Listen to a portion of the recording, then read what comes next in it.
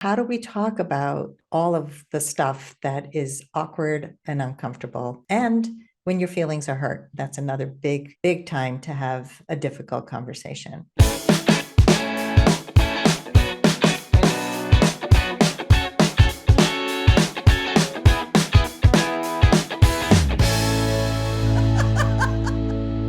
Thank you so much for joining us again on Second Act TV. I want to welcome back Sandy Weiner, the dating coach, communications expert, relationship expert, and founder of Last First Date. Thanks for being here again, Sandy. Thanks for having me again, Soka. Well, we always love to have you back. Today, another important topic that a lot of us here are preoccupied with because it's something we fear. Well, some of us anyway. And that is having difficult conversations. And while difficult conversations, are on a variety of topics, I'd like to discuss how, in particular, we deal with or not deal with certain topics that come up as we date or start a relationship. So let's talk about that, Sandy. What do we mean by difficult conversations? Pretty much anything that just feels awkward, that you get nervous about. Like if you are dating somebody and there's a yellow flag, something that comes up that you want to know more about, but you're afraid to have that conversation, I encourage you to have that conversation. Yeah. That's one place. So these things come up from the beginning. What does it mean that your mother still lives with you? What does it mean that you're still not divorced? Like those questions are really important because still not divorced could be I've been separated for 10 years and we live in separate places. We just are tied together for insurance purposes. Mm-hmm. Or it could mean I'm in the throes of a horribly high conflict divorce and my life is totally drama and you would be totally not wise to get involved with me. So these are some of the things that come up in the beginning, or even like, what are you looking for? And what do you think caused your relationships not to work out? Like any of those kinds of conversations that we tend to avoid because it feels pushy. Mm-hmm. So that's at the beginning. Then you've been dating somebody for a while to find the relationship. How do you do that? Uh, you're in a relationship and you want to talk about sex. You want to talk about STD testing. You want to talk about any of the like COVID stuff, all of the stuff that is awkward and uncomfortable. And when your feelings are hurt, that's another big, big time to have a difficult conversation. Yeah. Well, and then most of us we ramp ourselves up to it or don't. Like with me, when there's a difficult conversation that I want to have, I usually end up exploding versus preparing for it, or I let resentment back up because I'm absolutely conflict avoidance when it comes to that, and it's something I'm still learning. So you have a process really that I think is very helpful in getting yourself ready to have a difficult conversation. Let's talk about that. Yeah, so I really believe that we have to prepare. And so Silka, for instance, for people like you who tend to keep it in Mm-hmm. until you can't take it anymore, you would really benefit from preparing yourself so that doesn't feel as scary to have that conversation and you don't wait until it gets too far out of control. So I talk about the 3 C's to have before the conversation. The first C is to get centered. You want to be centered emotionally before and during the conversation. If you are reactive or defensive, the conversation will not go well. Mm-hmm. No matter how much you've prepared, if you still are so heated. So some people need to take some breaths. Some people need to take a walk around the block. Sometimes it may be something you have to sleep on before you have it because you want to really get clear what's going on. And that's the second tip: clarity. Get clear. You want to know what's going on for me, because we tend to first go into judgment and blame, like, oh my God, what an idiot. I can't believe they did this to me. And it's really hard to speak from that place because you're stuck in judgment. So we want to try and get rid of judgment in order to have clarity. Mhm. What were you feeling and what needs of yours were not met? And this is not easy stuff. I mean, I work with clients on this stuff all the time. Most of us have no idea what we're feeling because we say things like, I feel that he was a jerk. I feel that she shouldn't have done that. That's not a feeling, that's a judgment, right? And so even just knowing that I feel like he was a jerk, you're not really expressing a feeling. You said checking in. What does that mean? That's the third C. So checking in means you don't want to talk to somebody when they're not ready to hear. So you want to check in with them. Is now a good time? Mhm. You start that conversation with something that doesn't trigger. So we often come in and go, I need to talk. That'll shut somebody down Yep. so fast. So you want to start with the intention. Like, I would love to talk to you about something that happened because I care so much about this relationship. I Mhm. want to hear your feelings about it. I want to share my perspective too, because I want to get closer to you. I mean, that the intention is to have peace because you want to repair. You don't want to accuse. But I think a lot of the reasons why many of us have shut down around conflict is because it feels like somebody's punishing us or shaming us, Mhm. because that may be the way we were brought up or the way other people we were in relationship with have spoken to us. And so I think when you can rewire your brain to understand that conflict resolution is about getting closer, it's not about sticking something to somebody. Yeah. Well, what's interesting about that too is then, so now, you prepare yourself, you've got centered, you have the clarity checked in, you start with that, with your suggestion, and now he or she goes into blow up mode, and then that's what's hard about this. So you're right, having that clarity first, and then being prepared perhaps not to get triggered.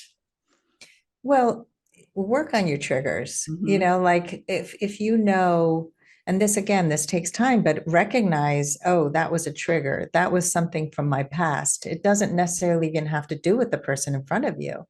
And so if you have a history of being attacked for bringing up hard things, Mm-hmm. the thought of doing it is so scary. And so if the person says now is not a good time, well, Mm-hmm. what do you do then?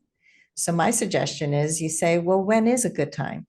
You don't just let them say, no, sorry, I'm not going to talk about this, because it's important to the relationship. And I had a client whose boyfriend would take himself away, and overnight, like he would just leave because he was afraid of his reaction, not because he was icing her out, but that's the way she felt it. So it was important for her to have a conversation with him that when you are very triggered and when you're feeling reactive, I appreciate that you want to take a time out.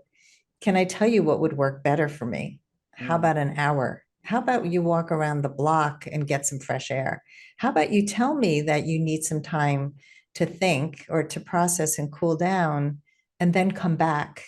Because when you leave overnight and I don't know when you're coming back, then I feel abandoned. Well, if you can only keep that in your head. Well, it's a practice. This is Yeah. a practice. We are not used to having conversations. And look, I want to say upfront that most of the time when we're starting this process, it comes out sloppy. It Mhm. comes out weird. People don't know how to deal with us because we've never spoken like this before. We don't know how to deal with ourselves. Somebody might completely reject what we're trying to do. I just, you have to keep at it. Yeah, so we prepare. Then what are, I think you said, it's, what is it here, the CARP method, the 4 steps to a successful conversation? Yeah, so we got some more letters here. It's the CARP method. So the first step is the C, it's curiosity. Mm-hmm. We tend to come in again with judgment and, oh, you always do this, you never do that. And it's really hard to have a conversation when we're immediately assuming the worst about the person. And so to do your best to be curious and have an open mind, just ask questions. What's true for you? Tell me your point of view. I want to know what is going on for you. And when you have already processed for yourself and you've gotten centered, you Mhm. have the capacity to hear the other side. If you haven't done that centering process, you can't do that. You just are going to listen to them and not interrupt and wait until they're finished, because when a person feels heard, they are more likely to hear you. Mm. So that's step one. Acknowledgements you have here as step two. Yes. So you want to acknowledge that you've heard and understood. A lot of times when we have conversations that are difficult, somebody feels like, okay, you said, okay, great, I heard you, but you don't really know that they heard you. Mhm. So you want to have them reflect back. I heard what you said, doesn't mean that you agree. And that's where a lot of people also go off the rails. It's like, well, if I acknowledge, it means I am condoning what they said. No, you just honor their position. You're hearing them, you're validating them. That opens up a space. I hear you. I Mhm. am open. You and I think did a video on that, on the defining the relationship subject. So first you would, I understand, or I want to talk with you about how this relationship is going, and then you ask where they are. I mean, how does that apply in the dating process like that? I'm Yeah. trying to think. Yeah. So I can use my own example when I did Okay. this. Okay. I was dating a guy for probably a month and a half, 2 months, and I liked him enough that I wanted to shut down my profile and just focus on him. Mm-hmm. And I think in the old days, I thought that defining the relationship meant that you're in it for life, like it's forever. And we're going to get married. And, it's not necessarily that at all. It's just saying, I like you enough to focus only on you. Mm-hmm. That's so valid. And it's not a huge risk to say that. Mm-hmm. So I said, I'd like to only focus on you, and I'm going to shut down my profile. How do you feel about that? And that's the curiosity. How do you feel about that? Yeah, how about you? Mm-hmm. And he said, oh my God, yes, I'm going to do that too. And he had to clean up some old things that he had going on because he was still dating other people. But he told me that he was going to go ahead and do that because he really liked me more than anyone else he was dating. But had I not had that conversation, I wouldn't have known that. We could have gone on for another month like this without any definition. And I think that it's really important to, again, know yourself first. So what do I feel? What do I need? Oh, I'm really liking this person. Yeah. I'm not dating anyone else. Let's have the conversation. So then you acknowledge and go, okay, I heard you say you agree and you're going to shut down your profile. Yeah. Awesome. Essentially. Yeah, I'm acknowledging, right? So I was the one starting that conversation, but let's say he started the conversation, then he would acknowledge, because I would be talking, he Yeah. would acknowledge me, and then it's the other person's turn to talk. That's the response. So that's the R in CARP is response. Mm-hmm. So when you sense that the other person is finished speaking, it's your turn. Let's say there was a misunderstanding. We can use the DTR as an example. Well, so for me, maybe it meant shutting down my profile. For him, it just meant I'm going to stop dating these other women, but he didn't talk about shutting down his profile. So then we have that we have the response, but we may need some more clarity. So then brings us to step 4, which is problem solving. So if we're not on the same page, then we brainstorm to find a way to make it work Mm-hmm. or not, right? But at least you're now having clarity about how do I feel? How do they feel? We don't have to agree. Let's say one person wants exclusivity and the other person's not ready. Mm-hmm. How do you deal with that? Well, okay, I'm willing to continue dating you if you're dating other people for the next month. Mm-hmm. But after that, if you're not on the same page, I'm gonna walk away and find somebody who's ready to commit. Yeah, I can see where this all applies. I can also see where this would be, yeah, it's a process, like you said. It to is. Yeah. And I know for me, for somebody that is hesitant to have these conversations, one of my fears or not worries, I guess, but things I think about is how will he react? And then Mhm. can I maintain this wonderful, disposition that you always present? Right. So when somebody gets triggered by something you say, then you can address that. You can say, I see that you're really getting upset. Do you want to take some time to calm down? Because it's really hard to have this conversation when you're so angry. I would really like to connect with you, but it's hard for me. So I'm gonna take a walk around the block. Or do you need to take a walk around the block?